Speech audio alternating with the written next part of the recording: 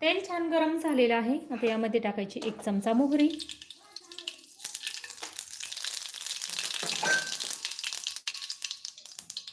मोहरी छान तडतडून द्यायची, कारण फोडणी ज्या पद्धतीने देतो ना आपण त्यावर भाजीची चव डिपेंड असते. मोहरी छान तडतडली की लगेचच आपल्याला जिरं टाकायचं.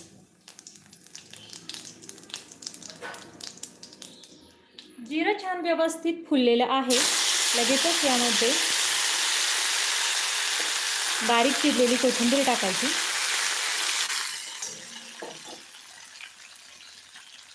त्यानंतर हळद टाकायची. लाल मिर्च पावडर तुमच्या तिखटच्या अंदाजानुसार हे प्रमाण तुम्ही कमी अधिक करू शकता. आणि त्यामध्ये आपण मसाला टाकत आहोत.